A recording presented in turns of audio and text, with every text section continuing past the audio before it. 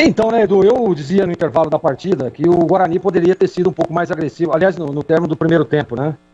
Que o Guarani poderia ter sido um pouco mais agressivo, adiantado um pouco mais as suas linhas, não aceitar demais, não dar tanto campo para o Palmeiras. E o Daniel Paulista volta para o segundo tempo dessa forma, tentando, agredindo, chegando, né, botando pressão. Mesmo o Palmeiras tendo maior qualidade, tendo maior posse de bola, acertando mais os passes, o Guarani conseguiu criar algumas oportunidades. O Everton fazendo aí duas, pelo menos três defesas importantes também. Então o Guarani poderia ter usado essa estratégia também no primeiro tempo. Ah, Gleger, mas talvez não aguentaria no aspecto físico, né? Expor aí uma pressão um pouco maior, adiantar as linhas, tentar pelo menos neutralizar aí onde a nascente das jogadas do Palmeiras, mas o Guarani não conseguiu no primeiro tempo, foi para o vestiário perdendo de 1-0, numa infantilidade do atacante Maxwell, fazendo ali uma recomposição. E aquele detalhe, né? O jogador precisa ter um pouco de inteligência, né?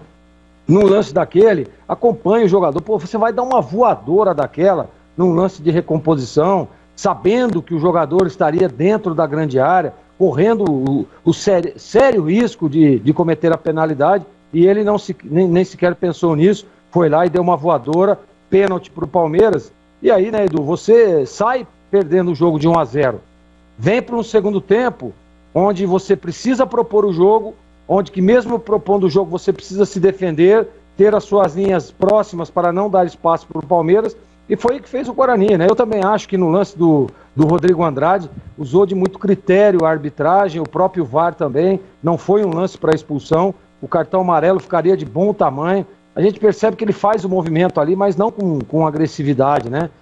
Até em alguns momentos para tentar se defender ali, e o árbitro foi e expulsou. E outro detalhe, né, é os jogadores que têm entrado no Guarani, né? O próprio Rodrigo Andrade, que entrou, né, e agora a gente percebe o porquê de perder a posição, entrou muito frouxo, né, muito maroto, parecendo que estaria jogando um jogo de férias. Esse Vitinho, pelo amor de Deus, né? Quando será que o Daniel Paulista vai entender que esse menino não tem condição de jogar no Guarani? Esse menino não tem condição sequer de vestir a camisa do Guarani. Nem se tivesse o Guarani um time, uma equipe de aspirantes, como na minha época tinha, esse menino não dá para jogar, ele não tem condição nenhuma. O Batista falou, ele pegou 3 vezes na bola, logo que entrou, 2 ele deu no pé do Dudu e uma ele saiu com bola e tudo, né? Fora aqueles lances, teve uma falta lateral que ele foi cobrar, os zagueiros do Guarani todo na área, Bruno Silva para tentar uma jogada e tentar empatar o jogo, ainda estava 1-0, o que ele fez? Jogou a bola nas mãos do Everton. Então, o Daniel Paulista está começando a rever essas peças, o próprio Maxwell também, que na minha opinião, sem condições. Então, se for para isso, coloca os meninos da base. Por que não colocou o Renanzinho, né, que estava no banco? Então, começar a olhar um pouquinho mais para a base, que eu acho que tem muito mais condição e qualidade do que essas peças aí que já foram insistentemente testadas e não deram resultado. Mas o Guarani encarou de igual para igual o Palmeiras, fez um bom segundo tempo, e o segundo gol, né, Edu, um lance de puro azar, né, uma batida ali, e a bola viria nas mãos do Kozlinski, o Ronaldo Alves tenta fazer o corte, a bola resvala e tira toda e qualquer chance do goleiro do Guarani. Mas eu acho que o Guarani guerreou, competiu, encarou de igual para igual o Palmeiras, mesmo o Palmeiras com um time alternativo. Eu acho que o Guarani mostrou sim que tem qualidade, que tem um time para tentar brigar por a classificação, tem um time para se classificar, brigar para passar de fase também. É assim que funciona. Eu, particularmente, naquele jogo lá do Maricá, cobrava muito isso do Guarani. Competir, jogar, se impor. Foi o que o Guarani fez hoje, principalmente no segundo tempo. Mas enfrentou realmente um time de muita qualidade. Nós vimos aí, pô.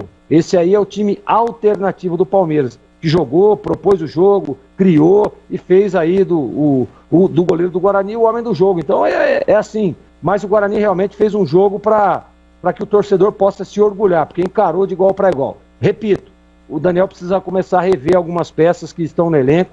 Você vê que o Vitinho, o Maxwell joga o time para baixo. Então ele precisa ter essas alternativas para que no momento como esse do segundo tempo, que você cresce no jogo, que você consegue ter a bola, você consegue criar chance, você tem um momento ou outro para um jogador desequilibrar. É isso que o Guarani precisa. Então eu repito, Esse Vitinho e esse Maxwell tem que estar fora. Eu nem levaria mais para jogo nenhum, deixaria encostado ou até sequer rescindir o contrato.